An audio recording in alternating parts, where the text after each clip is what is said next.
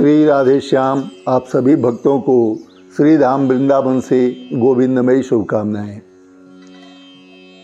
मित्रों, अत्यंत लोभ और अत्यंत अहंकार यही पाप का कारण है और अपने अस्मिता को भूल जाना सबसे बड़ा पाप का कारण है।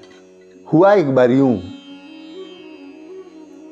कि एक नदी में एक भैंस का शव बहता हुआ जा रहा था, यानी मरी हुई भैंस बहती हुई जा रही थी। उसको एक कौवे ने देखा। कौवा जा करके और उस नदी में उड़ते उड़ते गया और भैंस के शव पर बैठ गया। नदी बहाती जा रही है शव को और कौवा मांस खाता जा रहा है।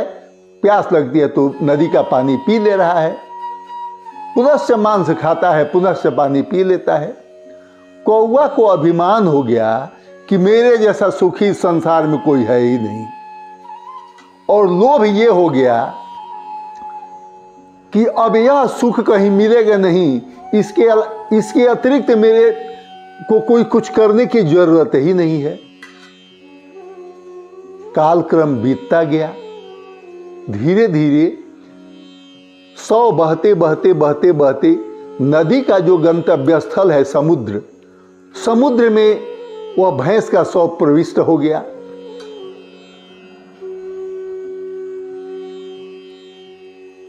कौवा को चेतना तभी भी नहीं आई।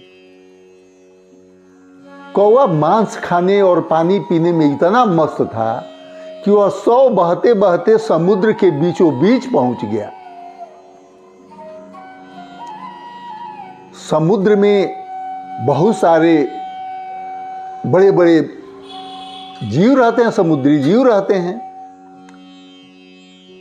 धीरे धीरे भैंस के मांस को समुद्री जीव खा गए। कौवा जब देखा तो मांस थोड़ा सा बचा हुआ था। प्यास लगी, पानी पीने गया तो समुद्र का जल खारा था, पानी पी नहीं पा रहा था।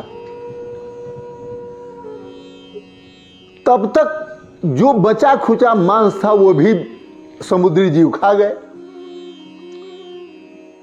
पानी मिल नहीं रही है, मांस है नहीं, और बीच समुद्र में कहीं आता पता नहीं है कि मुझे जाना कहां है।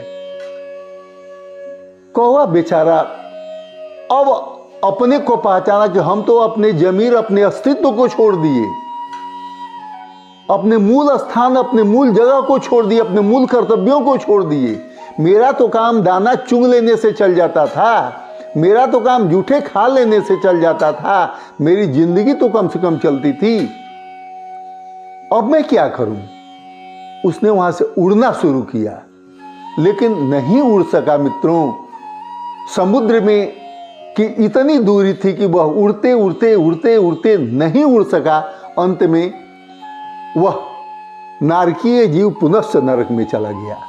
कहने का भाव यह कि अति लोभ में और अति अहंकार में आप भगवान को मत भूलिए। भगवान को कौवा भी याद करने लगा बीच समुद्र में जाके, लेकिन अब पछताए होत क्या, चिड़िया चुंग गई खेत। अब तो वह अपने कर्मों से च्युत हो चुका था, इसलिए उसे भगवान भी सहायता नहीं कर सके। ठीक इसी तरह से हम जीवों को ससमय यदि अपने धन के, अपने वैभव के, अपने परिवार के मोह में यदि अपने को चेतनशील नहीं किए, अपने को चेते नहीं, तो आने वाले दिन में उसी कौवे की गति हमारी और आपकी भी होगी। इसलिए इस वीडियो क्लिप के माध्यम से मैं आपसे कहूँगा कि आप चेतनशील बनिए और अपने अहमियत को पहचानिए। श्री राधे श्याम, राधे श्याम, राधे श्याम।